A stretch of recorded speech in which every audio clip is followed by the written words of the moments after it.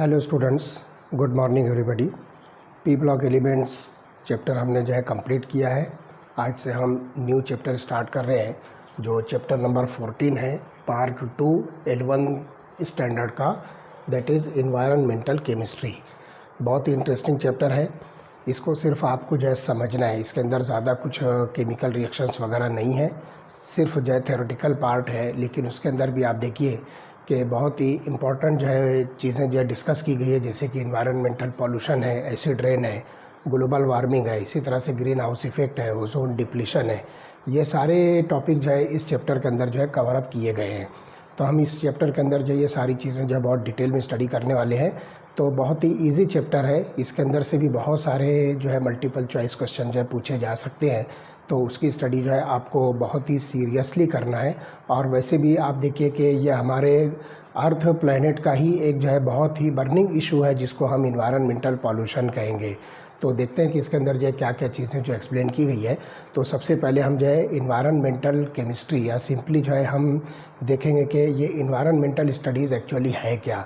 तो environmental studies deals with the sum of all social, physical and chemical interrelations with our surroundings.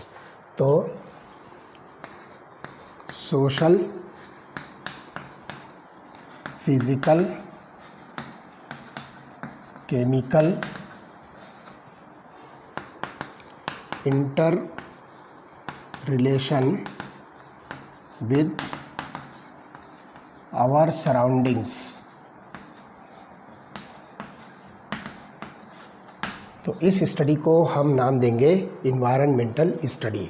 तो environmental chemistry अब यहाँ पर हम देखेंगे तो it deals with the study of origin, transport, reaction, effects and factors of chemical species in the environment. बहुत सारी chemical species है इन्वायरमेंट में, वो हमारे साथ जो है क्या क्या रिएक्शन जो है शो कर सकती है, और उसके वजह से कौन कौन से एडवर्स इफ़ेक्ट हमारे ऊपर या हमारी लाइफ पर और इसी तरह से हमारे सराउंडिंग्स पर जो है क्या क्या इफ़ेक्ट जो हो सकते हैं, उसको हम नाम देंगे इन्वायरमेंटल केमिस्ट्री।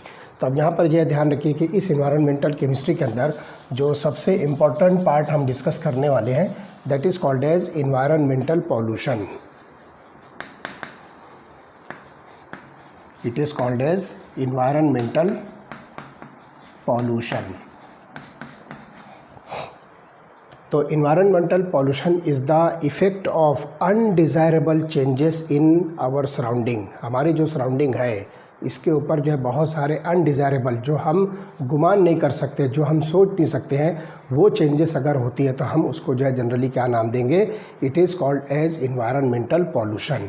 तो इसके अंदर क्या होगा, that have harmful effects on plants, animals and human beings. तो ध्यान रखिए, अनडिज़ायरेबल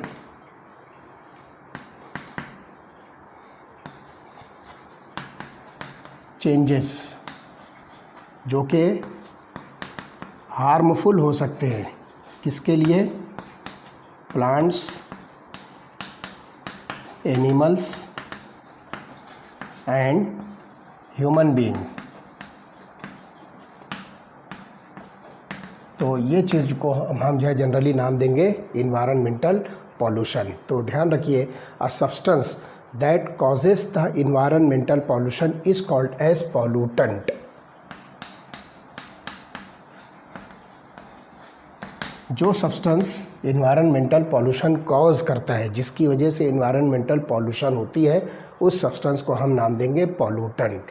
तो this pollutant can be in liquid state, solid state और इन द गैसियस स्टेट। ये जो है तीनों चीज़ें हो सकती है। ये पॉल्यूटेंट जो है आपको सॉलिड स्टेट में भी मिलेंगे, लिक्विड स्टेट में भी मिलेंगे, और इसी तरह से ये आपको गैसियस स्टेट में भी मिलेंगे। तो ये पॉल्यूटेंट जो है तीनों स्टेट्स के अंदर जो है ये undesirable changes in our surrounding जो है ये क्रिएट कर सकते हैं, जिसकी वजह से बहुत सारे एडवर्स इफेक्ट जो है प्लांट लाइफ, एनिमल लाइफ और ह्यूमन बीइंग की लाइफ पर जो है हो सकता है।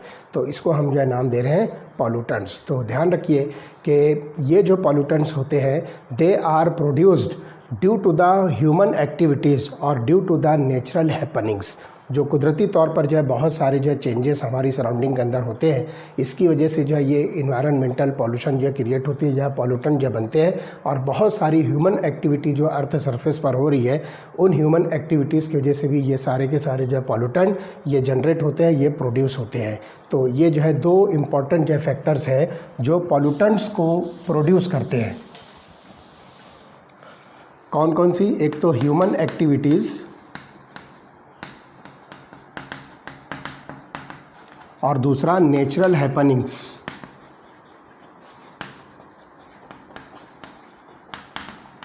ये दो चीज़ों की वजह से जनरली जो पॉल्यूटेंट्स हैं ये प्रोड्यूस होते हैं। These pollutants are produced due to these two factors, एक तो human activities on the earth surface और दूसरा नेचुरल हैपनिंग्स। इनकी वजह से जो है आपको ये पॉल्यूटेंट्स मिलेंगे। इसी तरह से आप देखिए कि human beings require nearly 12 to 15 times more air than food. Humans के अंदर जो है आपको जो एयर का रिक्वायरमेंट है that is about 12 to 15 times more than food. खाने पीने के अलावा ह्यूमन को जो है आप देख रहे हो कि 12 to 15 टाइम्स मोर एयर जो है ये रिक्वायर्ड होती है। So even a small amount of pollutant in the air becomes significant compare to similar level present in the food. तो ये बात जो है ध्यान रखिए कि थोड़ा सा भी जो है अगर पॉल्यूटेंट ये हवा के अंदर प्रेजेंट होता है तो ये बहुत ही ज़्यादा जो है चेंजेस ह्यूमन लाइफ के अंदर जो है ला सकता है। तो pollutants can be degradable like discarded vegetables which rapidly break down by natural processes. तो ये जो है आप देखोगे कि ये डिग्रेडेबल पॉल्यूटेंट्स भी हो सकते हैं, जैसा कि डिस्कार्डेड वेजिटेबल्स वगैरह जो ख़राब हो जाते हैं हम उनको जो फेंक देते हैं, तो ये रेपिडली जो है ब्रेक डाउन होते हैं नेचुरल प्रोसेसेस के ज़रिए से और ये पॉल्यूशन क्रिएट करते हैं। On the other hand pollutants which are slowly biodegradable remains in the environment in an unchanged form for many decades। बहुत सारे ऐसे होते हैं जो कि नॉन डिग्रेडेबल होते हैं, तो बहुत सारे वक्त के लिए, बल्कि डिकेड्स आप कहिए कि बहुत सारे सालों के लिए जो है ये इन्वायरमेंटल के अंदर जो है प्रेजेंट होते हैं और इसकी वजह से पॉल्यूशन जो है क्रिएट होती है। तो they remain in the environment in an unchanged form for many decades. For example, substances such as DDT and plastic materials। तो ये दो जो है बहुत ही डेंजरस मटेरियल्स हमारे लिए है।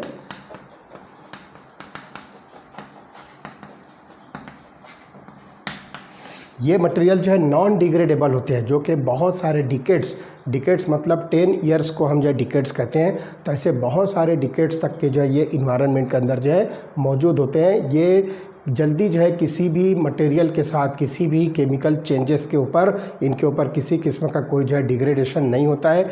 चेंजिंग इन्वायरमेंटल कंडीशन का इन मटेरियल्स के ऊपर जो है कोई असर नहीं होता है। इसी के साथ साथ कुछ हेवी मेटल्स होते हैं और बहुत सारे जो है केमिकल सब्सटेंसेस होते हैं और न्यूक्लियर वेस्ट जो होते हैं, ये सब के सब जो है बायोडिग्रेडेबल मटेरियल्स नहीं होते हैं। तो ये इन्वायरमेंट के अंदर जो है प्रेजेंट होते हैं, जिसकी वजह से पॉल्यूशन क्रिएट होता है और इसकी वजह से पॉल्यूशन जो है बढ़ता है। Once released into the environment these are difficult to remove. अगर ये इन्वायरमेंट के अंदर ये आ जाए तो इनको वहाँ से निकालना जो है बहुत ही डिफ़िकल्ट जो है एक टास्क होता है। DDT अगर हम यहाँ पर जो है जैसे कि हम इसको बहुत सारे पहले जो है इसको कीड़े मकोड़े भगाने के लिए जो इस्तेमाल किया जाता था, अब इसका जो है यूज़ जो है इसको जो है बैंड कर दिया गया, इसके मैन्युफैक्चर पर जो बैंड लगा दिया गया, क्योंकि ये बायोडिग्रेडेबल मटेरियल नहीं है। ये बहुत ही सालों तक के जो है ये हमारे इन्वायरमेंट के अंदर जो है मौजूद रहता है और इसको रिमूव करना या सिंपली इसको जो है ख़त्म करना, इसको वैनिश करना एक बहुत ही डिफ़िकल्ट जो है टास्क है। इसी तरह से प्लास्टिक मटेरियल्स ये अगर हमारे इन्वायरमेंट के अंदर जो है शामिल हो जाए, न्यूक्लियर वेस्ट अगर हमारे इन्वायरमेंटल सराउंडिंग्स के अंदर अगर शामिल हो जाता है तो इसको रिमूव करना, इसको हटाना हमारे लिए जो है एक बहुत ही डिफ़िकल्ट टास्क होता है। तो ये चीज़ जो हम जहाँ ध्यान रखना है कि this pollutant can not be degraded by natural process.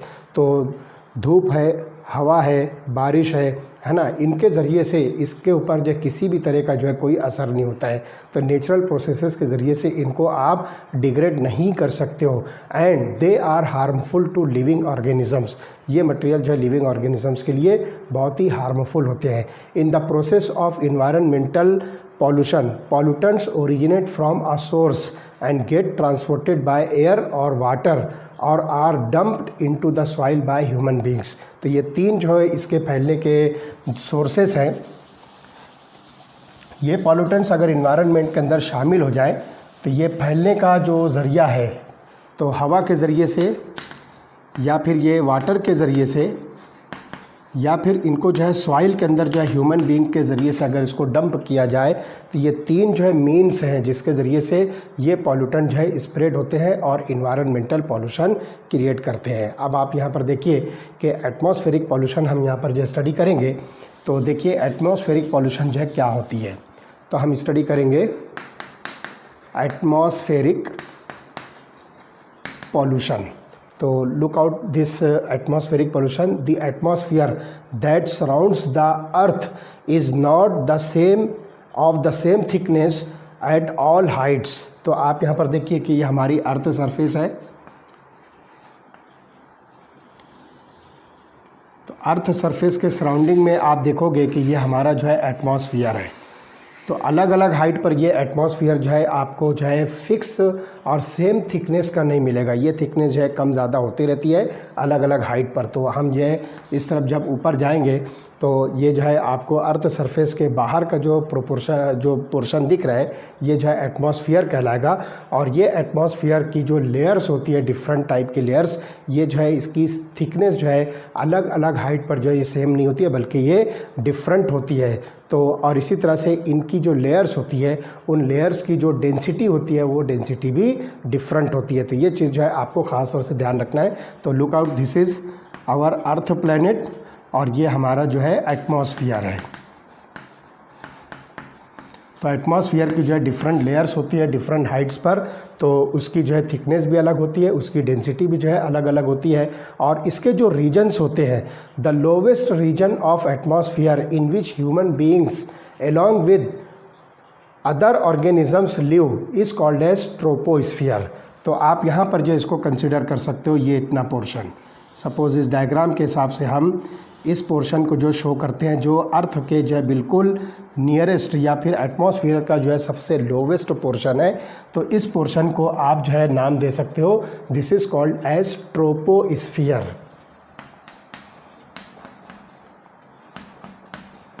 और इस ट्रोपोस्फियर पर human beings with other organisms ये यहाँ पर जो है स्टे करते हैं। तो इस पोर्शन ऑफ द एटमॉस्फेयर को हम नाम दे रहे हैं ट्रोपोस्फियर। तो ये बात जो ध्यान रखना है कि ये ट्रोपोस्फियर सी लेवल से 10 किलोमीटर हाइट तक के जो है आपको मिलेगा। तो it is nearly about 10 kilometre from sea level. Sea level से जो समुंदर की जो लेवल होती है उसको हम जो है यहाँ पर जो है मीन लेवल जो है कंसिडर करते हैं। तो किसी भी जगह की हाइट अगर आपको मेज़र करना है तो वो सी लेवल के हिसाब से जो मेज़र करते हैं कि वो कितने फुट ऊपर है, कितने जो है किलोमीटर ऊपर हो सकता है, कितने मीटर ऊपर है। तो वो चीज़ जो है सी लेवल से जो है कंसिडर की जाती है। तो अबाउट 10 किलोमीटर्स जो है ये हाइट जो हम देखेंगे तो हमारी अर्थ सरफेस पर जो सी लेवल है वहाँ से अबाउट 10 किलोमीटर हाइट तक का जो आपको जोन दिखता है उस जोन को या उस रीजन को जो अर्थ सरफेस के ऊपर है उसको हम नाम देंगे ट्रोपोस्फियर। तो ये एटमॉस्फेयर का जो है सबसे लोवेस्ट पोर्शन है। उसके बाद ट्रोपोस्फियर के ऊपर बिटवीन 10 एंड 50 किलोमीटर्स। तो आप जो इसको कंसिडर कर सकते हैं इस तरह से, सपोज़ ये जो मैं आपको शो कर रहा हूँ एक डायग्राम, ये वाला जो सर्कल मैं बना रहा हूँ, तो आप इसकी हाइट को जो है कंसिडर कीजिए कि ये 10 to 50 किलोमीटर्स है। कहाँ से? जहाँ पर ये ट्रोपोस्फियर जो है एंड होता है 10 किलोमीटर, तो 10 किलोमीटर से ऊपर 50 किलोमीटर तक का जो पोर्शन होता है सी लेवल के हिसाब से अगर हम इसको मेज़र करें तो इस पोर्शन ऑफ द एटमॉस्फेयर को हम नाम देंगे stratosphere. This is called as stratosphere. तो दो हमारे पास जो है ये जोन मिल रहे हैं, एक तो अर्थ सरफेस से बिल्कुल जो है टच में जो पोर्शन है जो कि 10 किलोमीटर हाइट तक के प्रेजेंट है सी लेवल से, उसको हम नाम दे रहे हैं ट्रोपोस्फीयर। फिर ट्रोपोस्फीयर के ऊपर 10 किलोमीटर से 50 किलोमीटर तक का जो रीजन है उसको हम नाम दे रहे हैं स्ट्रेटोस्फीयर। तो troposphere is a turbulent dusty zone containing air, much water vapour and clouds. तो हमारे पास जो है ये जो जोन है ट्रोपोस्फीयर जिस पर हम रहते हैं, तो ये जो है टर्बुलेंट जोन है, यानी यहाँ के बहुत सारे जो है इसके अंदर जो है आप देखोगे कि डिस्टर्बेंसेस भी हो सकते हैं। इसको हम जो है नाम देंगे it is more turbulent. Turbulent simply आप कहते हैं कि ये बहुत ज़्यादा हंगामे वाला है, मतलब यहाँ पर बहुत सारी जो ह्यूमन एक्टिविटीज़ होती है जिसके अंदर जो है प्लांट्स भी इन्वॉल्व हो सकते हैं, एनिमल्स भी इन्वॉल्व हो सकते हैं और मैन मेड मटेरियल्स भी जो इसके अंदर जो इन्वॉल्व हो सकते हैं। तो इन सारी एक्टिविटीज़ का एक दूसरे के साथ जो है इंटर रिलेशन, तो उसकी वजह से ये जो जोन होता है इट बिकम्स मोर टर्बुलेंट। तो ये जो आपके पास में जो ट्रोपोस्फीयर का जो रीजन है ये बहुत ही ज़्यादा जो है टर्बुलेंट होता है, साथ ही साथ जो है ये डस्टी जोन होता है। यहाँ पर जो है बहुत सारे डस्ट जो है प्रेजेंट होते हैं और बहुत सारे वाटर वेपर्स भी इसके अंदर जो है प्रेजेंट होंगे, और साथ ही साथ इसके अंदर जो है क्लाउड्स, जिसको हम जो है बादल कहेंगे, वो क्लाउड जो है इस जोन के अंदर आपको मिलेंगे, जिसको हम ट्रोपोस्फीयर कह रहे हैं। तो ये जो है सबसे इम्पॉर्टेंट चीज़ है, जिस जगह पर हम रहते हैं तो उस जगह को हम जो है किस तरह से जो है डील कर सकते हैं और उसको जो है किस तरह से हम जो है साफ़ सुथरा रख सकते हैं, वो सारे अटेम्प्ट जो है क्या क्या हो सकते हैं हम इसको जो है डिस्कस करने वाले हैं। तो this is the region of strong air movement and cloud formation. The stratosphere on the other hand contains dinitrogen, dioxygen, ozone and little water vapour. तो हम यहाँ पर देख रहे हैं कि जो हमारा जो जोन है जिसके ऊपर हम रहते हैं that is called as troposphere. तो आप देखिए कि ट्रोपोस्फीयर के अंदर आपको क्या क्या चीज़ें मिलती है। यहाँ पर आपको मिलेगा डस्ट, उसके बाद वाटर वेपर्स और साथ ही साथ आपको मिलेगा क्लाउड। तो ये हो गया ट्रोपोस्फीयर। इसी तरह से जो स्ट्रेटोस्फीयर होता है, इस स्ट्रेटोस्फीयर के अंदर आपको मिलेगा dinitrogen, dioxygen, ozone. ये तीन इम्पॉर्टेंट जो है गैसेस आपको मिलेगी और इसके साथ में लिटिल वाटर वेपर्स आपको मिलेंगे। तो ये चीज़ जो हम जो देख रहे हैं these are the content of different zones above the earth surface. Earth surface के ऊपर जो दो जोन जो है इम्पॉर्टेंट है, जो हमारे स्टडी के लिए जो है प्रोवाइड किया गया है, तो उसके अंदर क्या क्या चीज़ें होती हैं वो हम यहाँ पर जो है स्टडी कर रहे हैं। तो ये बात जो है ध्यान रखिए, the presence of ozone in the stratosphere prevents about 99.5% of sun's ultraviolet radiations and other animals from its effects. तो आप देखिए कि 99.5% अल्ट्रावायलेट रेडिएशंस जो सनलाइट के अंदर से जो है इमिट होती है, तो इस रेडिएशन से जो है हमको ये ओजोन लेयर जो है हमको प्रिवेंट करती है, साथ ही साथ जो है प्लांट्स और एनिमल्स को भी जो इससे प्रिवेंट करती है। और इसके जो एडवर्स इफ़ेक्ट्स हो सकते हैं, इसके जो नुकसान हो सकते हैं, उन नुकसानात से जो है ये हमको बचाती है। कौन? ओजोन की जो लेयर होती है जो हमारे अर्थ सरफेस के ऊपर जो है प्रेजेंट होती है, तो उसका जो प्रिवेंशन का जो आप परसेंटेज देखोगे तो that is about 99.5% ultraviolet radiation से जो है ये हमारी हिफाजत करती है और हमको जो है ये प्रोटेक्ट करती है। तो अब हम यहाँ पर जो डिटेल में देखेंगे कि ट्रोपोस्फेरिक पॉल्यूशन जो है क्या होता है और उसके अंदर जो है कौन कौन से सब्सटेंसेस जो है प्रेजेंट होते हैं। तो चलिए देखते हैं कि ट्रोपोस्फेरिक पॉल्यूशन के अंदर जो है क्या होगा। तो लेट अस सी हियर, इस एटमॉस्फेरिक पॉल्यूशन के अंदर हम पहले स्टडी करेंगे tropospheric pollution. So it is tropospheric pollution. तो चलिए देखते हैं। Tropospheric pollution occurs due to the presence of undesirable solid और गैसियस पार्टिकल्स इन एयर। तो ध्यान रखिए, अनडिजायरेबल सॉलिड और गैसियस पार्टिकल्स इन एयर। तो ध्यान रखिए, ये जो एयर होती है हमारे ट्रोपोस्फियर के अंदर जब प्रेजेंट होती है तो उसके अंदर जो अनडिज़ायरेबल सॉलिड और गैसियस पार्टिकल्स अगर प्रेजेंट होते हैं तो उसकी वजह से ट्रोपोस्फेरिक पॉल्यूशन जो है ये क्रिएट होती है। अब यहाँ पर आप देखिए कि जो पॉल्यूटेंट्स होते हैं, ये पॉल्यूटेंट जो है जनरली दो टाइप के होते हैं। तो उसमें जो है वो दो टाइप कौन सी है, जिसको हम नाम देंगे गैसियस पॉल्यूटेंट्स और दूसरा होगा पार्टिकुलेट पॉल्यूटेंट। तो ये जो पॉल्यूटेंट्स होते हैं ये दो टाइप के हैं। पहला होगा गैसियस एयर पॉल्यूटेंट्स और दूसरा जो होगा दिस इज पार्टिकुलेट पॉल्यूटेंट्स। तो ये दो टाइप के जो है इंपॉर्टेंट इसकी जो है क्लासिफिकेशन है जो ट्रोपोस्फेरिक पॉल्यूशन जो है क्रिएट करते हैं और इसकी वजह से ट्रोपोस्फेरिक पॉल्यूशन होती है। तो ये दो टाइप के हैं जिसमें एक होगा गैसियस एयर पॉल्यूटेंट और दूसरा होगा पार्टिकुलेट पॉल्यूटेंट्स। अब वन बाय वन हम जो स्टडी करेंगे कि what does it mean by gaseous pollutants और उसके अंदर जो कौन कौन सी गैसेस इन्वॉल्व है जो हमारे जो है ट्रोपोस्फियर को जो है पॉल्यूट करती है, साथ ही साथ जो है कौन से पार्टिकुलेट पॉल्यूटेंट्स हैं जो हमारे ट्रोपोस्फियर का पॉल्यूशन जो है एग्जर्ट करते हैं। तो हम इन चीज़ों को जो है डिटेल में स्टडी करने वाले हैं। तो चलिए हम गैसियस पॉल्यूटेंट जो है स्टडी करते हैं कि ये क्या क्या हो सकते हैं। तो देखिए चार इम्पॉर्टेंट गैसियस पॉल्यूटेंट्स हैं जिसमें सबसे पहले oxides of sulphur, then second oxides of nitrogen, third hydrocarbons and fourth oxides of carbon. तो ये चार इम्पॉर्टेंट गैसियस पॉल्यूटेंट्स हैं। तो वन बाय वन हम इसमें जो स्टडी करेंगे। सबसे पहले हम देखते हैं ऑक्साइड्स ऑफ सल्फ़र। तो oxides of sulphur are produced when sulphur containing fossil fuel is burn. तो फॉसिल फ्यूल्स जो बर्न होते हैं और उसके अंदर अगर सल्फ़र प्रेजेंट है तो उसकी बर्निंग की वजह से ऑक्साइड ऑफ सल्फ़र बनेगा और वो होगा सल्फ़र डाइऑक्साइड, जिसको हम SO2 से जो है रिप्रेजेंट करेंगे। तो fossil fuel containing sulphur burn होने पर जो है आपको सल्फ़र का ऑक्साइड मिलेगा जिसको हम सल्फ़र डाइऑक्साइड कहेंगे। Simply it is represented as SO2 and this SO2 is a gas that is poisonous to both animals and plants. तो ये जो है पॉइजनस गैस होती है जो एनिमल्स और प्लांट्स के लिए जो है बहुत ही हार्मफुल हो सकती है।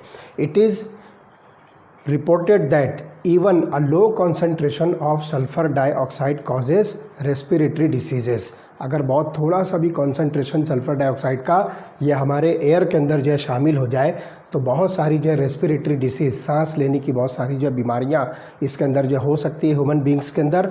और ये बात जो है ख़ास तौर से ध्यान रखिए कि जैसे कि ये बीमारियां होती है, अस्थमा है, इसी तरह से जो है ब्रोंकाइटिस है एट्सेट्रा। तो ये ह्यूमन बींग्स के अंदर ये बीमारियां हो सकती हैं due to the small concentration of sulphur dioxide in air. इसी तरह से आप देखिए कि sulphur dioxide causes irritation to the eyes resulting in tear and redness. तो आँखों के अंदर जो है इसकी जो है इरिटेशन होती है, ये आँखों के अंदर जो है चुभती है, इसकी वजह से आँखों से जो है पानी निकलता है, टीयर्स मतलब आंसू निकलते हैं और आँखें जो है रेड हो जाती है, तो लाल रंग की जो है आँखें हो जाती है। तो उसकी वजह है कि इसके अंदर जो है सल्फ़र डाइऑक्साइड जो है एयर के अंदर प्रेजेंट है, तो ये आँखों के लिए भी जो है नुकसानदेह हो सकती है। High concentration of sulphur dioxide leads to stiffness of flower buds which eventually fall off from plants. तो स्टिफनेस का मतलब होता है कि ये थोड़ा सा हार्ड हो जाती है। तो फ्लावर्स की जो बड्स होती है वो सल्फ़र डाइऑक्साइड की वजह से क्या होती है, हार्ड हो जाती है और फूल बनने से पहले ही जो है वो प्लांट से फॉल ऑफ हो जाती है, प्लांट से जो है गिर जाती है। तो ये एक इसका जो है नुकसान होता है फ्लावरिंग प्लांट्स के ऊपर। तो uncatalysed oxidation of sulphur dioxide is slow.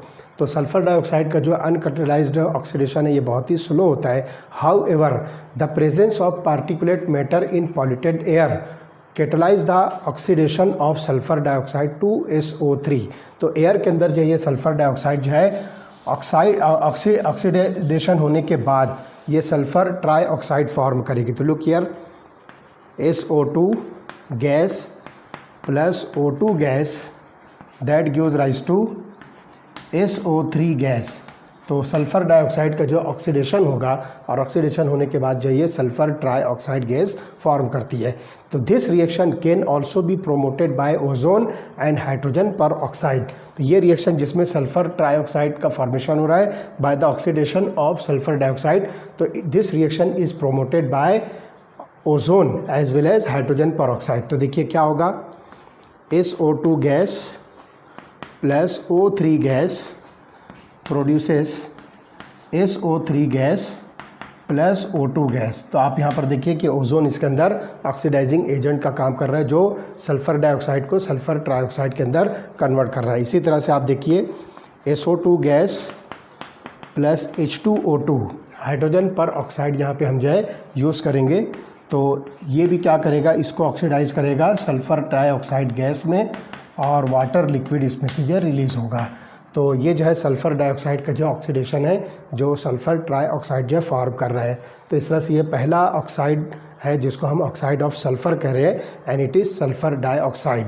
Okay, उसके बाद नेक्स्ट देखिए ऑक्साइड्स ऑफ नाइट्रोजन।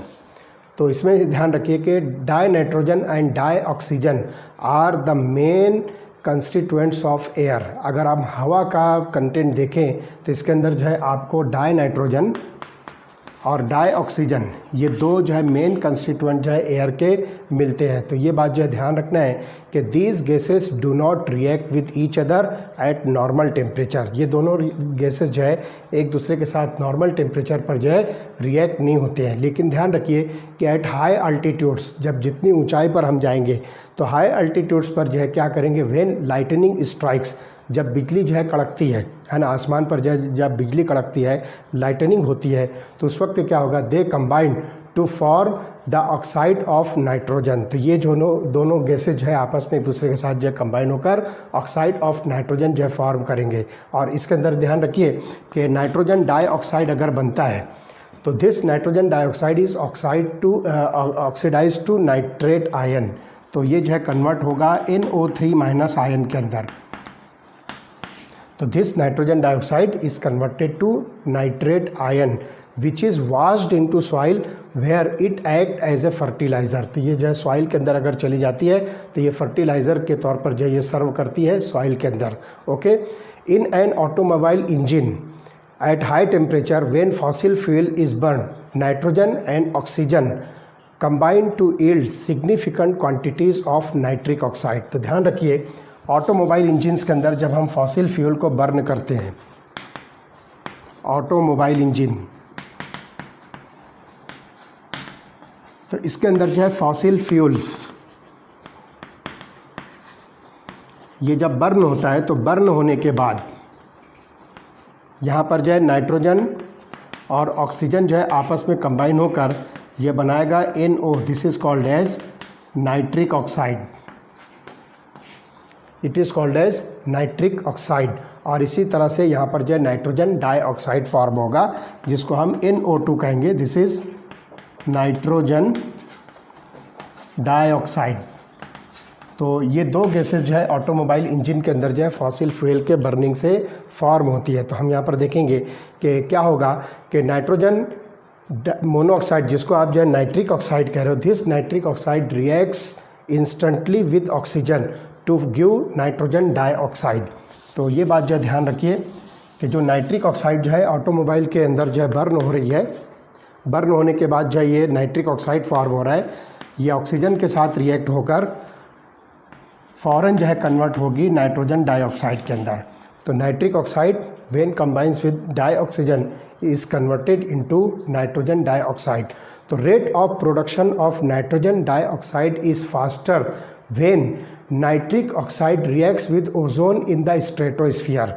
स्ट्रेटोस्फीयर के अंदर अगर नाइट्रिक ऑक्साइड जो है ये ओजोन के साथ रिएक्ट होती है तो rate of production of nitrogen dioxide जो है ये और बढ़ जाएगा, फास्टर हो जाएगा। तो देखिए NO plus O3 ozone gas के साथ जो है आप इसको जो है रिएक्ट कीजिए तो it is converted into NO2 plus O2। तो यहाँ पर आप देखिए कि नाइट्रोजन डाइऑक्साइड जो स्ट्रेटोस्फीयर के अंदर ऑक्सीजन के साथ कंबाइन होकर rate of formation of NO2 जो है ये क्या करती है, इंक्रीज करता है। The irritant red hedge in the traffic and congested places is due to oxide of nitrogen। हेज़ हम कहते हैं धुंध और कोहरा को, जो कोहरा होता है ना, तो वो कोहरा जो है जो ट्रैफिक वाले एरियाज़ में और बहुत ज़्यादा कंजस्टेड प्लेसेस के ऊपर जो होता है, that is due to the presence of nitrogen oxides of nitrogen in the atmosphere. तो higher concentration of nitrogen dioxide damage the leaves of plants and retard the rate of photosynthesis. तो nitrogen dioxide का अगर concentration जो है atmosphere में बढ़ेगा तो plants के ऊपर जो इसका क्या इफ़ेक्ट होगा कि ये क्या करेगा, it will damage the leaves को जो है डैमेज करेगा और उसकी वजह से फोटोसिंथेसिस का प्रोसेस जो है ये डिस्टर्ब होगा, क्योंकि लीव्स के अंदर जो ग्रीन पिगमेंट होता है क्लोरोफिल, इसके वजह से वहाँ पर जो है फोटोसिंथेसिस का प्रोसेस होता है और नाइट्रोजन डाइऑक्साइड लीव्स को ही ख़त्म कर देती है, उसको गिरा देती है। तो फोटोसिंथेसिस का जो प्रोसेस होगा वो जो है उसका रेट जो है रिटार्ड होगा, उसका रेट जो है कम होगा। Nitrogen dioxide is a lung irritant and that can lead to an acute respiratory disease in children। तो बच्चों के अंदर जो है लंग्स की जो है बहुत ही मतलब जो है ख़तरनाक बीमारी जो है क्रिएट कर सकता है। तो ये नाइट्रोजन डाइऑक्साइड जो है ये लंग इरिटेंट है, इट इज़ लंग इरिटेंट। और बच्चों के अंदर जो है सांस लेने की जो बीमारी है या लंग्स से रिलेटेड जो बीमारी है वो इस नाइट्रोजन डाइऑक्साइड के प्रेजेंस की वजह से होती है। And it is toxic to living tissues also. तो हमारी बॉडी के अंदर जो लिविंग टिश्यूज़ है उन लिविंग टिश्यूज़ के लिए नाइट्रोजन डाइऑक्साइड जो है ये एक टॉक्सिक मटेरियल जो है हो सकता है। And this nitrogen dioxide is harmful to various textile fibres and metals. तो बहुत सारे जो टेक्सटाइल फाइबर्स होते हैं, जो कपड़े वगैरह हम बनाते हैं, उसके लिए भी जो है ये नाइट्रोजन डाइऑक्साइड जो है ये नुकसानदेह है। इसी तरह से बहुत सारी मेटल्स के लिए ये नाइट्रोजन डाइऑक्साइड जो है एक हार्मफुल जो है मटेरियल हो सकती है। तो इस तरह से ये दूसरा हुआ oxides of nitrogen. Now will proceed towards hydrocarbon. तो चलिए देखते हैं हाइड्रोकार्बन्स के अंदर जो है क्या चीज़ हमको मिलती है और इन्वायरमेंटल पॉल्यूशन के अंदर जो इसका क्या रोल हो सकता है। तो hydrocarbons are the substances which are composed of hydrogen and carbon only. तो इन सब्सटेंसेस को आप जो है हाइड्रोकार्बन्स कहोगे। नाम के अंदर ही आपको समझ में आता है कि इसके अंदर हाइड्रोजन और कार्बन जो है सिर्फ प्रेजेंट है। And these are form by the incomplete combustion of fossil fuels used by automobiles. तो ऑटोमोबाइल्स के अंदर जो फॉसिल फ्यूल्स हम यूज़ करते हैं तो उसका इनकम्प्लीट कंबशन होने की वजह से हाइड्रोकार्बन जो है फॉर्म करते हैं। And these hydrocarbons are carcinogenic. बहुत ख़तरनाक बात है कि ये हाइड्रोकार्बन्स अगर हमारे एटमॉस्फेयर के अंदर ज़्यादा क्वांटिटी में, ज़्यादा कॉन्सेंट्रेशन में बढ़ने लगे तो वो जो है कार्सिनोजेनिक होते हैं। That means cancer causing substances. ये हमारे लिए जो है बहुत ही ख़तरनाक चीज़ है कि अगर इनकम्प्लीट कंबस्शन ऑफ फ्यूल की वजह से हाइड्रोकार्बन्स बनते हैं तो ये हाइड्रोकार्बन जो है क्या होते हैं, कार्सिनोजेनिक होते हैं। और कार्सिनोजेनिक का जो मीनिंग होता है, these are the cancer causing substances. तो they harm the plants by causing ageing, break down of tissues and shedding of the leaves, flowers and twigs. तो शेडिंग मतलब गिर जाना। तो लीव्स, फ्लावर और ट्विग्स जो होते हैं ये जब उस मतलब जब प्लांट्स से गिर जाते हैं तो प्लांट के ऊपर जो है बहुत ही ज़्यादा जो है इसका इफ़ेक्ट होता है हाइड्रोकार्बन्स का। और इसी तरह से जो है ये एजिंग ऑफ द प्लांट्स को जो है कॉज करते हैं और साथ ही साथ जो है उसके टिश्यूज़ को जो है डैमेज करते हैं, उसको ब्रेक डाउन करते हैं। तो ये हाइड्रोकार्बन के जो है एडवर्स इफ़ेक्ट हैं लिविंग ऑर्गेनिजम्स पर। तो ये हो गया हाइड्रोकार्बन। अब लास्ट जो है ऑक्साइड्स ऑफ कार्बन, इसके अंदर जो दो इम्पॉर्टेंट ऑक्साइड हम जो स्टडी करेंगे, एक होगा कार्बन मोनोऑक्साइड और दूसरा होगा कार्बन डाइऑक्साइड। तो क्या चीज़ इसके अंदर होती है, कैसे बनता है और उसके एडवर्स इफ़ेक्ट जो है हमारी लाइफ पर, प्लांट्स की लाइफ पर या सिंपली हम इन्वायरमेंट पर जो है इसका एडवर्स इफ़ेक्ट क्या होगा वो डिटेल में स्टडी करेंगे। तो चलिए देखिए लास्ट जो गैसियस पॉल्यूटेंट है that is oxides of carbon. तो इसके अंदर हम जो है दो ऑक्साइड जो स्टडी करेंगे, जिसमें पहला ऑक्साइड होगा कार्बन मोनोऑक्साइड और दूसरा ऑक्साइड होगा कार्बन डाइऑक्साइड। तो ये दो जो है गैसियस पॉल्यूटेंट्स आप इसको जो है कह सकते हो। तो जिसमें पहला जो है कार्बन मोनोऑक्साइड। तो चलिए देखते हैं डिटेल स्टडी कार्बन मोनोऑक्साइड की।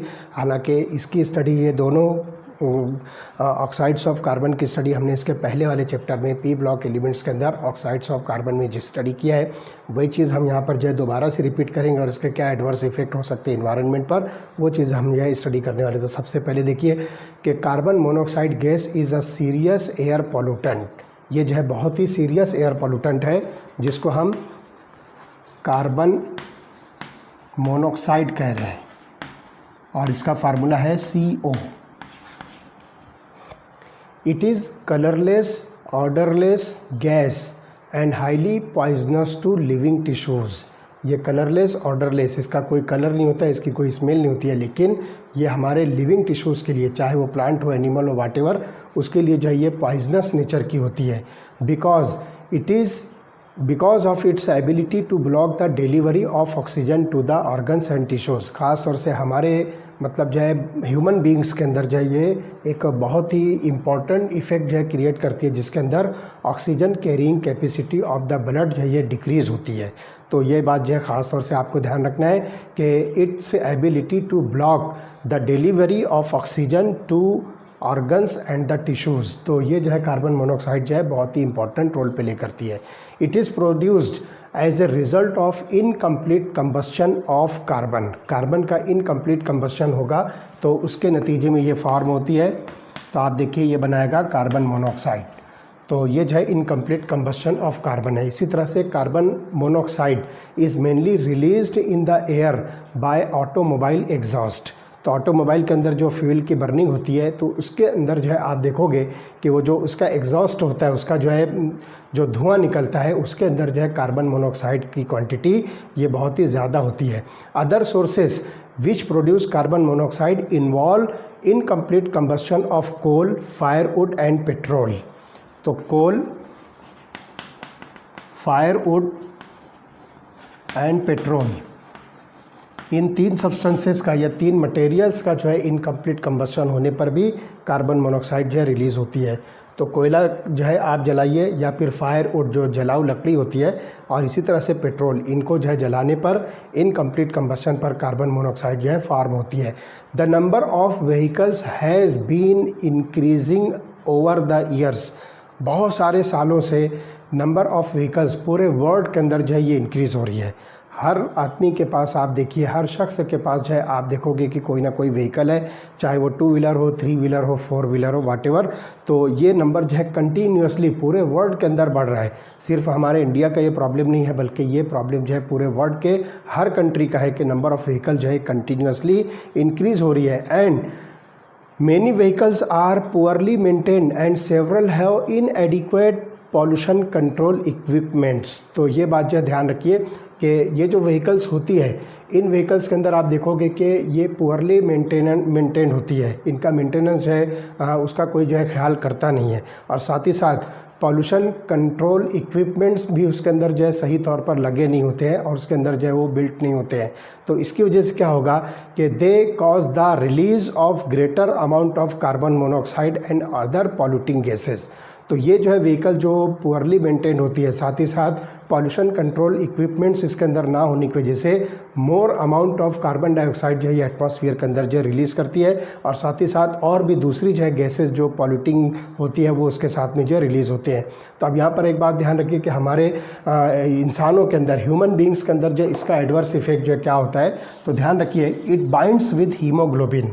कार्बन मोनोऑक्साइड अगर हमारी बॉडी के अंदर जो एंटर होती है तो ये हमारे बॉडी के अंदर जो ब्लड के अंदर हीमोग्लोबिन होता है उसके साथ बाइंड होने के बाद ये फॉर्म करता है carboxy haemoglobin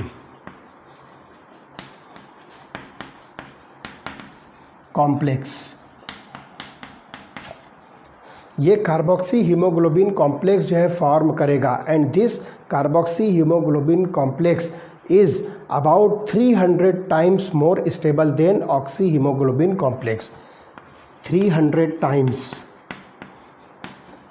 more stable than oxyhemoglobin complex. तो आप इस पर से अंदाज़ा लगा सकते हो कि हमारे लिए कितना नुकसान हो सकता है। इसको जल्दी से हम जो है ब्रेक डाउन भी नहीं कर सकते हैं, क्योंकि ये 300 times more stable then oxy haemoglobin होता है। और इसकी वजह से क्या होगा कि अगर concentration of carboxy haemoglobin in blood अगर 3 to 4% तक पहुंचता है तो the oxygen carrying capacity of blood is greatly reduced.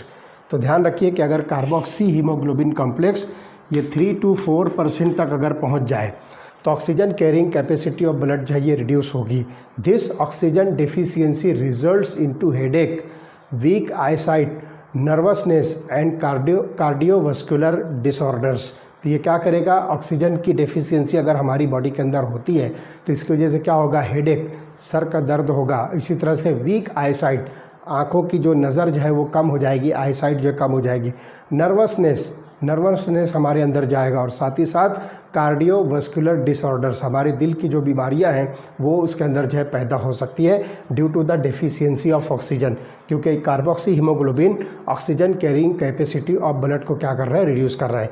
तो this is the reason why people are advise not to smoke. यही वजह कि जो स्मोकिंग करते हैं, जो सिगरेट और बीड़ी वगैरह पीने के आदी होते हैं, तो उनको जो है एडवाइस किया जाता है कि आप जो है ये स्मोकिंग ना कीजिए, क्योंकि आपके लंग्स के अंदर जो है ये इसकी बर्निंग की वजह से कार्बन मोनोऑक्साइड जाएगी और वो ब्लड के अंदर जो है मिक्स होकर कार्बोक्सी हीमोग्लोबिन कॉम्प्लेक्स फॉर्म करेगा और बहुत सारी बीमारियाँ जो उसके होने के चांसेस होते हैं। In pregnant women who have the habit of smoking, the increased carbon monoxide level in blood may induce premature birth, spontaneous abortions and deform babies। तो ये बात जो ध्यान रखी गई, बहुत सारी जो विमन जो स्मोकिंग की जो है उनको आदत होती है और वो अगर प्रेग्नेंट है तो वो स्मोकिंग की वजह से उनकी प्रेगनेंसी के ऊपर जो है बहुत ही बड़ा और बहुत ही बुरा असर होता है। और उसकी वजह से क्या होगा कि प्री मैच्योर बर्थ हो सकती है, या फिर वो जो है एबॉर्शन भी जो है उसका हो सकता है। और साथ ही साथ जो है अगर उसका जो बेबी जो पैदा होगा, वो बच्चा जो पैदा होगा, उसके अंदर बहुत सारे नुक्स हो सकते हैं, उसके अंदर जो है बहुत सारी जो है खामियाँ हो सकती है। सिंपली आप कहिए कि ऐसे बच्चे जो है एबनॉर्मल भी पैदा हो सकते हैं। इसलिए ये बात जो है बहुत इंपॉर्टेंट नोटिस करने वाली है कि कार्बन मोनोऑक्साइड का फॉर्मेशन हमारी बॉडी के अंदर, मतलब ये हमारी बॉडी के अंदर अगर जा रही है ड्यू टू स्मोकिंग, तो ये हमारे लिए बहुत ही हार्मफुल है। पर्सन्स में आप देखिए कि ह्यूमन बींग्स में मेल्स के लिए भी जो है ये नुकसानदेह है और फीमेल्स के लिए भी ये नुकसानदेह है। ख़ास तौर से जो प्रेग्नेंट वीमन है उनके लिए तो ये बहुत ही नुकसानदेह है। तो इस तरह से ये हो गया कार्बन मोनोऑक्साइड। चलिए देखते हैं दूसरी जो गैस है, दैट इज़ कार्बन डाइऑक्साइड। दूसरी गैस है कार्बन डाइऑक्साइड और इसको हम फार्मूला लिखेंगे CO2। तो देखिए कार्बन डाइऑक्साइड हमारे इन्वायरमेंट पर जो है क्या असर करती है। तो carbon dioxide is released into the atmosphere by respiration, burning of fossil fuel for energy and by decomposition of limestone during the manufacture of cement. तो इतने सारे प्रोसेसेस हैं जहाँ पर कार्बन डाइऑक्साइड का जो है मैन्युफैक्चर होता है, और इस कार्बन डाइऑक्साइड के मैन्युफैक्चर की वजह से हमारे इन्वायरमेंटल जो सराउंडिंग है उसके ऊपर जो है क्या इफेक्ट होता है वो हम यहाँ पर पढ़ने वाले हैं। It is also emitted during volcanic eruptions. जब वोल्केनोस फटते हैं तो उस वक्त भी कार्बन डाइऑक्साइड जो है ट्रिमेंडस अमाउंट में जो है रिलीज़ होती है। साथ ही साथ carbon dioxide is confined to troposphere only. ये सिर्फ जो है ट्रोपोस्फीयर के अंदर जो है कार्बन डाइऑक्साइड जो होती है, normally it forms about 0.03% by volume of the atmosphere. तो आप यहाँ पर देखिए 0.3% by volume of the atmosphere.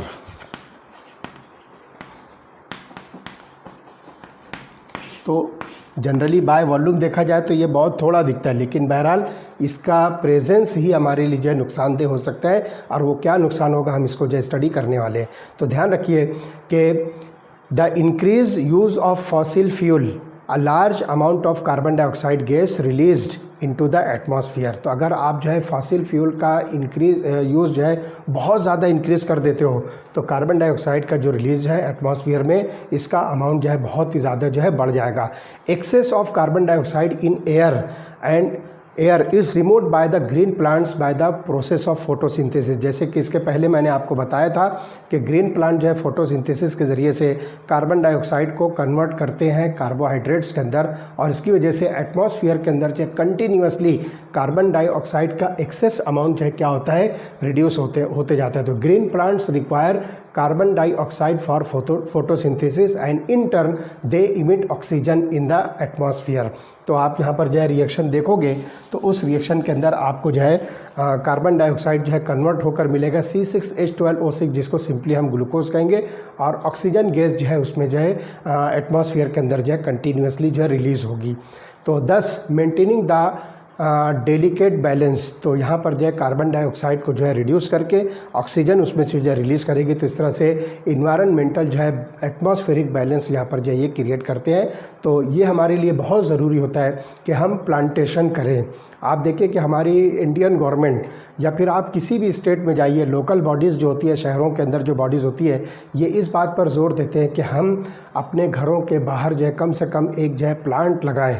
ये प्लांट हमारे लिए बहुत ही इम्पॉर्टेंट रोल प्ले करते हैं, और सबसे इम्पॉर्टेंट कि जो कार्बन डाइऑक्साइड जो आगे चलकर जो है ग्रीन हाउस इफेक्ट जो है एक्सर्ट करती है, तो ये कार्बन डाइऑक्साइड का जो इंक्रीज्ड अमाउंट है ये कंटिन्यूसली जो है इनहेल करते हैं फोटोसिंथेसिस से, और साथ ही साथ ऑक्सीजन हमारे लिए जो है प्रोवाइड करते हैं, जो हम ब्रीदिंग के लिए जो है यूज़ करते हैं। तो ये हमारे लिए जो है इन्वायरमेंटल फ्रेंड होते हैं प्लांट्स। तो आपको एक बात मैं यहाँ पर जो है इसके ड्यूरेशन में ही यहाँ पर एक मैसेज देना चाहूँगा कि आप जो है प्लांटेशन कीजिए। ये प्लांट्स जो है हमारे फ्रेंड्स होते हैं, जो हमारे लिए जो नुकसानदेह जो गैसेस होती है उन गैसेस के अमाउंट को कंटिन्यूसली जो है कम करते हैं। तो ये बात जो है ध्यान रखिए कि आपको हमेशा जो है प्लांटेशन जो है करना चाहिए। कम से कम हर घर के पास में एक जो है प्लांट जो है ज़रूर होना चाहिए। तो अगर हमारे गांव में, हमारे सिटीज़ के अंदर जितने भी घर होंगे तो उतने प्लांट होंगे, तो ये हमारे लिए जो है बहुत ही इम्पॉर्टेंट रोल जो है प्ले करेंगे, और हमारा इन्वायरमेंट, हमारा जो है एटमॉस्फेयर जो है बिल्कुल साफ़ सुथरा होगा, और उसी की वजह से हम जो है एक बेटर हेल्थ के साथ जो है अपनी जो है ज़िंदगी गुजार सकेंगे। तो ये बात जो है फिर से आप जो है मैसेज लीजिए मेरा कि आपको जो है प्लांटेशन करना है। ये हमारे जो है दोस्त होते हैं। तो deforestation and burning of fossil fuel increases the carbon dioxide level in and disturb the balance in the atmosphere। अब डिफॉरेस्टेशन आप देखिए कि हम अपने घर बनाते हैं या फिर जो है फैक्ट्रीज़ और कंपनीज़ बनती है, तो जो जंगल होते हैं, जो प्लांट्स होते हैं, उसको जो है सब ख़त्म कर दिया जाता है, उसको काट दिया जाता है। तो ये डिफॉरेस्टेशन की वजह से नुकसान हमारा ही है कि अगर पौधे कम होंगे, प्लांट्स कम होंगे, तो फोटोसिंथेसिस का प्रोसेस कम होगा, और कार्बन डाइऑक्साइड का जो बैलेंसिंग है वो धीरे धीरे रिड्यूस होगा, और इस तरह से इन्वायरमेंटल बैलेंस या एटमॉस्फेरिक बैलेंस जो है यहाँ पर जो है डिस्टर्ब होगा। तो the increased amount of carbon dioxide in air is mainly responsible for global warming.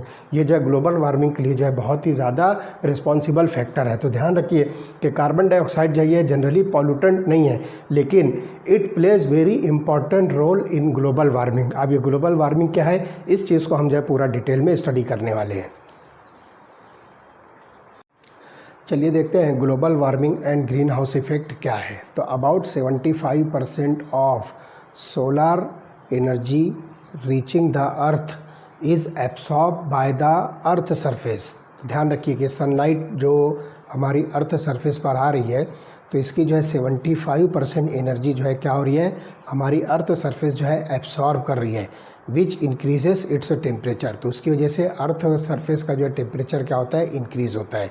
The rest of heat radiates back to the atmosphere. तो आप यहाँ पर देखिए एक सिंपल डायग्राम मैं आपको बना के बता रहा हूँ। This is the earth surface, और ये सोलार एनर्जी जो रेडिएशंस यहाँ पर आ रहे हैं,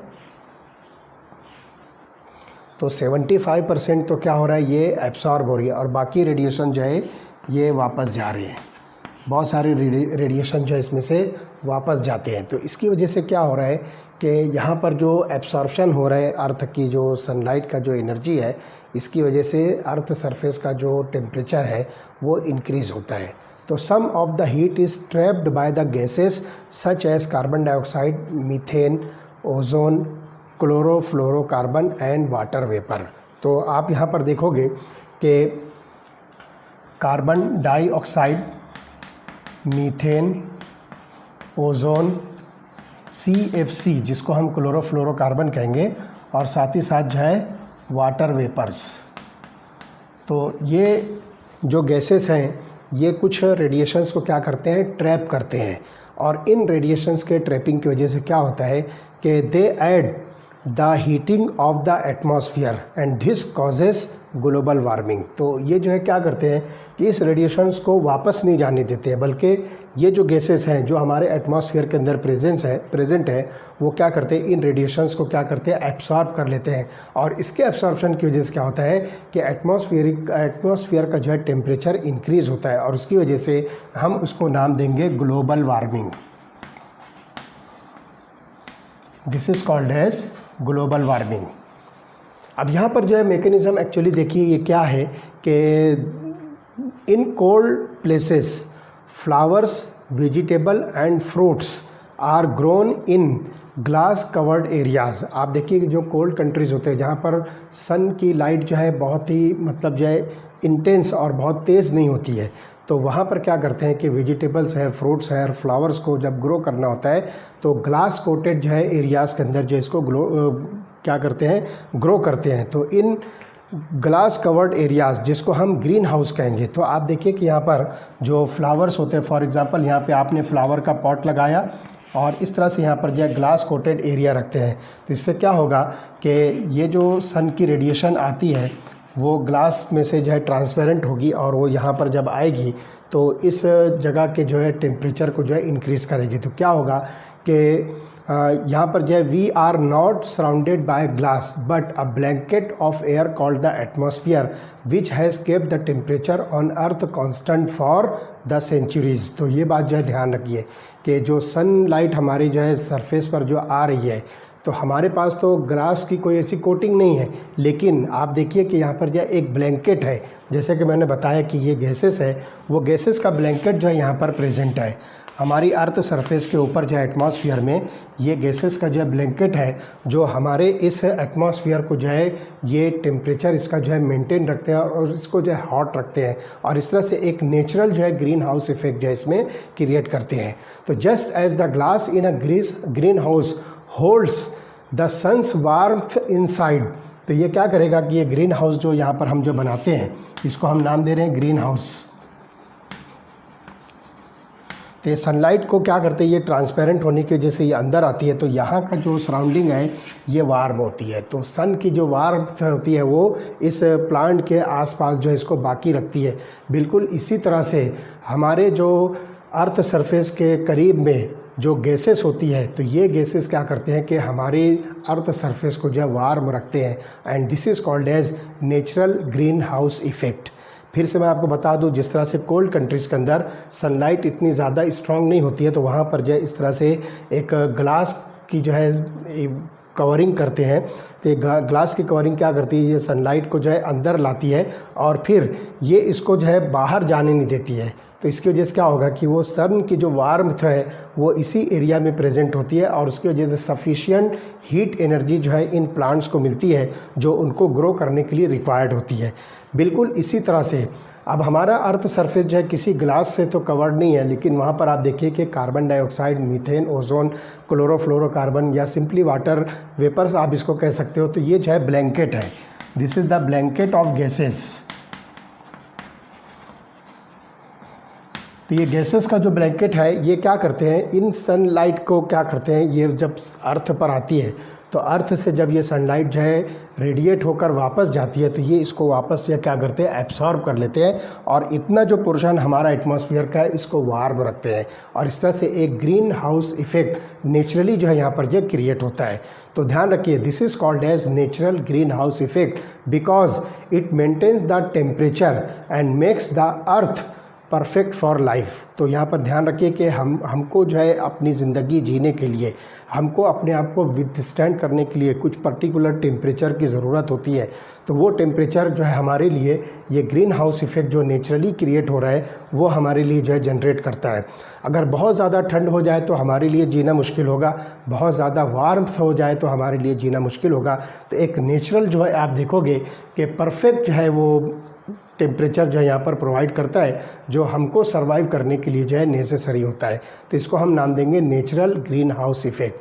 अब यहाँ पर ध्यान रखिए कि इन green house solar radiations pass through the transparent glass and heat up the soil and plants. तो जैसे आप यहाँ पर देख रहे हो कि ये सोलर रेडिएशन जो है ये ग्लास जो ट्रांसपेरेंट होती है उसमें से जब पास होते हैं और अंदर का जो एरिया है उसको जो है क्या करते हैं, वार्म रखते हैं। तो इसी तरह से हम देखेंगे कि the warm soil and the plant emit infrared radiations, it partly reflect and partly absorbs these radiations. This mechanism keeps the energy of sun trapped in the greenhouse. तो यहाँ पर जो है ये रेडिएशन जब निकलते हैं तो कुछ जो है ये रिफ्लेक्ट हो जाएंगे और कुछ जो है एब्सॉर्ब हो जाएंगे, और इस तरह से वहाँ की जो सॉइल और उतना एरिया जो है वार्म होगा जो प्लांट्स को जो है नरिश करने के लिए और प्लांट्स की ग्रो के लिए जो है बहुत ही ज़्यादा सफिशिएंट होता है। तो similarly carbon dioxide molecule absorb, carbon dioxide molecule trap the sunlight as they are transparent to sunlight. तो यहाँ पर आप देखिए कि जो हमारे पास ब्लैंकेट ऑफ गैसेस है इसके अंदर जो कार्बन डाइऑक्साइड है, तो ये कार्बन डाइऑक्साइड जो है ट्रांसपेरेंट टू सनलाइट है, और ये क्या करेगी, यहाँ से जो रेडिएशंस वापस जा रहे हैं अर्थ सरफेस पर आने के बाद, जो मैंने बताया स्टार्ट में कि 75% यहाँ पर एब्सॉर्ब होगी, बाकी रेडिएशन जो है यहाँ से इमिट होकर जो है वापस जाएंगे। तो इसमें से बहुत सारे रेडिएशन जो है कार्बन डाइऑक्साइड क्या करती है, ये एब्सॉर्ब कर देती है। और यहाँ पर जो ध्यान रखिए कि जो सनलाइट के जो यहाँ पर देखोगे ये कार्बन डाइऑक्साइड जो है इसको क्या करती है, एब्सॉर्ब करती है, लेकिन रेडिएशंस को जो है ये एब्सॉर्ब नहीं करेगी। तो ध्यान रखिए सनलाइट जो है ये यहाँ पर एब्सॉर्ब होगी लेकिन रेडिएशन जो है ये एब्सॉर्ब नहीं करेगा। Carbon dioxide is not transparent to the radiations if the amount of carbon dioxide जो क्रॉसेस डेलिकेट जो इसका जो प्रोपोर्शन है, कॉन्सेंट्रेशन है, जिसको हम 0.03% बाय वॉल्यूम कंसिडर करेंगे। अगर ये क्रॉस होता है एटमॉस्फेयर के अंदर, जो कार्बन डाइऑक्साइड का जो कॉन्सेंट्रेशन है अगर ये ओवर हो जाए, इस वैल्यू को क्रॉस कर देता है, तो क्या होगा कि natural green house effect balance में गेट डिस्टर्ब। अगर यहाँ पर जो है ये कार्बन डाइऑक्साइड इतने परसेंटेज पर अगर प्रेजेंट है तो ये हमारे लिए वेल एंड गुड, क्योंकि ये नेचुरल ग्रीन हाउस इफेक्ट को जो है बनाए रखने में बहुत इंपॉर्टेंट रोल प्ले करता है। लेकिन ध्यान रखिए कि अगर ये concentration of carbon dioxide atmosphere के अंदर इंक्रीज़ हो गया तो आप देखो कि रेडिएशन जो है ये कार्बन डाइऑक्साइड को ट्रांसपेरेंट नहीं होते हैं, तो ये रेडिएशंस यहाँ पर जो है वापस अर्थ सरफेस पर आएंगे। अर्थ सरफेस पर वापस आने के बाद इन रेडिएशंस की वजह से टेम्परेचर ऑफ द अर्थ जो है ये और इंक्रीज़ होगा, और इसकी वजह से क्या होगा कि जो बैलेंसिंग है ग्रीन हाउस इफेक्ट की वो डिस्टर्ब होगी, और इस तरह से carbon dioxide is the major contributor to the global warming. तो यहाँ पर ध्यान रखिए अर्थ सरफेस को जितना टेम्परेचर चाहिए जिसके ऊपर प्लांट और एनिमल लाइफ, साथ ही साथ जो है एक्वेटिक लाइफ जो है विथस्टैंड कर सकती है, उतना टेम्परेचर तो ये नॉर्मल कंडीशंस है। लेकिन कार्बन डाइऑक्साइड का अगर कॉन्सेंट्रेशन एटमॉस्फेयर के अंदर इंक्रीज़ होता है तो मोर नंबर ऑफ रेडिएशंस को ये वापस रिफ्लेक्ट करेगी अर्थ सरफेस पर। तो डेफिनेटली जो अर्थ का टेम्परेचर है वो तो होगा ही, साथ ही साथ ये रिफ्लेक्ट होकर आने वाले रेडिएशंस की वजह से टेम्परेचर और इंक्रीज़ होगा, और उस इंक्रीज्ड टेम्परेचर की वजह से क्या होगा, ग्लोबल वार्मिंग होगी। That is called as global warming. तो ये रीज़न है ग्लोबल वार्मिंग का। तो आप देखिए कि बहुत सालों पहले जो है टेम्परेचर जो है कम हुआ करता था। अगर बिल्कुल जो है गर्मी का भी सीज़न है ना, समर सीज़न में भी बहुत मैक्सिमम टेम्परेचर, मैं हमारे यहाँ का बता रहा हूँ कि हम अपने बचपन में देखा करते थे कि गर्मी का जब मौसम आता था तो टेम्परेचर मोस्टली 30-32 डिग्री सेल्सियस होता था। लेकिन आज ये हाल है कि इतना ज़्यादा टेम्परेचर अबव 45 डिग्री सेल्सियस हमारे यहाँ पर जो है समर सीज़न में जो है टेम्परेचर होता है। आप अप्रैल और मई के मंथ में आप देखिए तो हमारे यहाँ पर बहुत ही ज़्यादा हॉटनेस होता है। डेज़ के अंदर जो है ड्यूरिंग द डे पीरियड बहुत ही हॉटनेस होता है रात के वक्त में लोग जो है अपने कामों से जो निकलते हैं तो बिल्कुल जो है सड़कें जो है सुनसान होती है। वजह क्या होता है कि टेम्परेचर जो है 45 डिग्री सेल्सियस जो है क्रॉस करता है। तो ये इफ़ेक्ट हो सकता है इस ग्लोबल वार्मिंग का। और साथ ही साथ जो है आप देखोगे कि increased concentration of carbon dioxide in the atmosphere. तो मैंने आपको जो बताया था कि कार्बन डाइऑक्साइड जो है ये पॉल्यूटेंट नहीं है, but it plays very important role in the green house effect and global warming. तो ग्रीन हाउस इफेक्ट इसी कार्बन डाइऑक्साइड की वजह से हो रहा है। कब तक?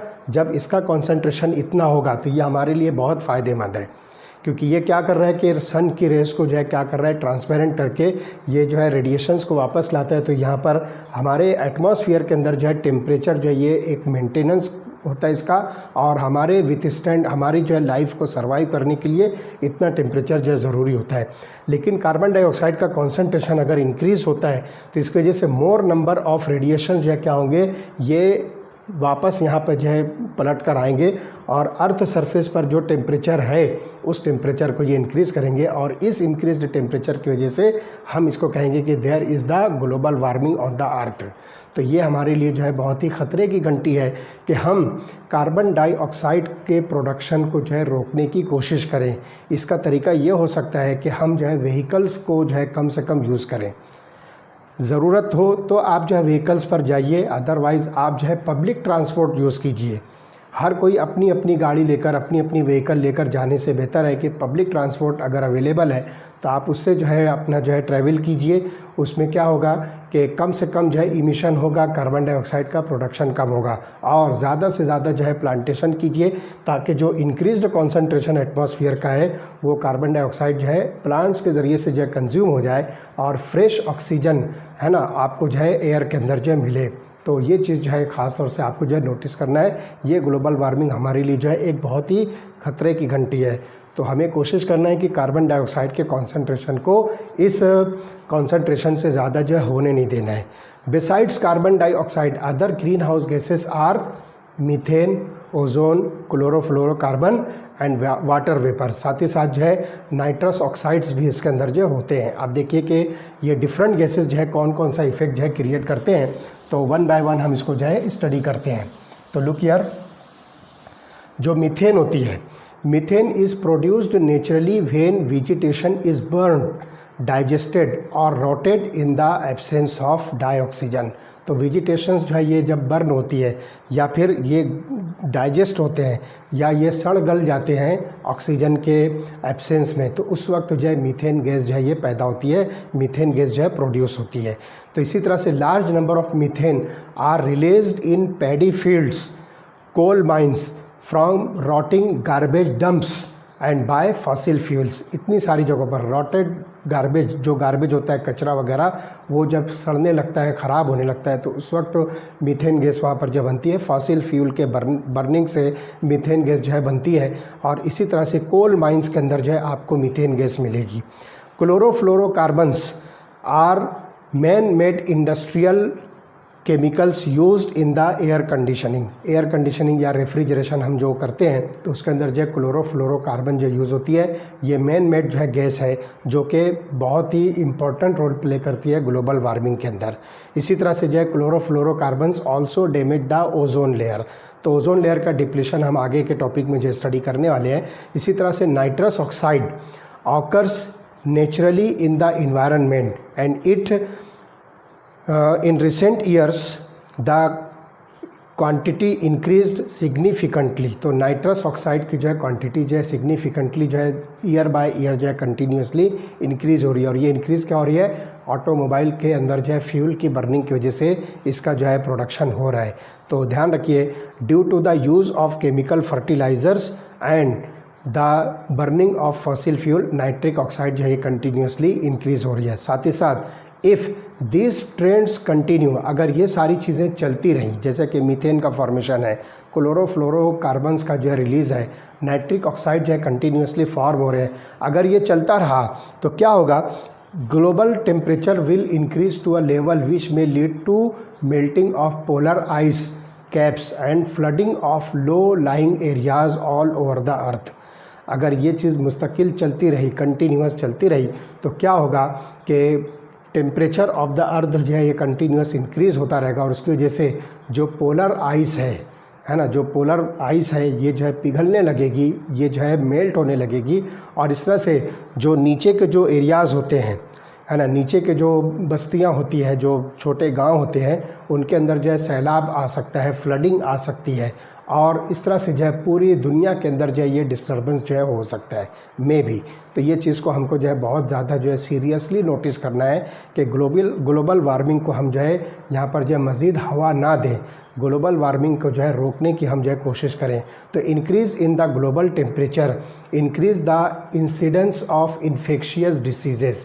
ग्लोबल वार्मिंग होगी तो उसकी वजह से बहुत सारी जो है इन्फेक्शियस डिसीज़ेज़ हमको हो सकती है, जैसा कि डेंगू है, मलेरिया है, येलो फीवर है और स्लीपिंग सिकनेस है। तो इतनी सारी जो बीमारियां होने के जो है चांसेस हो सकते हैं। तो हमारी ये जिम्मेदारी, हर इंडिविजुअल की ये जिम्मेदारी बनती है कि वो ग्रीन हाउस इफ़ेक्ट को जो है मेंटेन रखने की कोशिश करे और ग्लोबल वार्मिंग को जो है इसको प्रिवेंट करे, इसको जो है स्टॉप करे, इसको जो है रोकने की कोशिश करें। तो ये अटेम्प्ट्स हमारी तरफ से होने चाहिए, क्योंकि ये सारी चीज़ों की जो वजह है ये ह्यूमन बीइंग्स की जो डिफरेंट एक्टिविटीज़ है, तो उन एक्टिविटीज़ को जो है आपको रोकना ज़रूरी है। बिला वजह भी आपको जो है बहुत सारे जो है, जैसे कि व्हीकल्स का यूज़ है, आपको अगर जाना है वो आपके घर से करीब है तो आप जो है पैदल जाइए, आपको किसी तरह की जो है कोई व्हीकल यूज़ करने की ज़रूरत नहीं, अदरवाइज़ आप बाईसाइकिल से जाइए, आप जो है साइकिल जो है यूज़ कीजिए, उसके ज़रिए से आप जा सकते हो। लॉन्ग डिस्टेंस कोई एरिया है तो फिर आप पब्लिक ट्रांसपोर्ट यूज़ कीजिए, जैसा कि मैंने आपको पहले कहा। तो इस तरह से ये टॉपिक हुआ global warming and green house effect. इसके बाद हम जो है टॉपिक स्टडी करने वाले हैं कि एसिड रेन क्या होती है और उसके जो है रीज़न्स क्या होते हैं, और एसिड रेन होने की वजह से हमारी अर्थ सरफेस पर जो है उसके क्या इफ़ेक्ट्स होते हैं। ओके।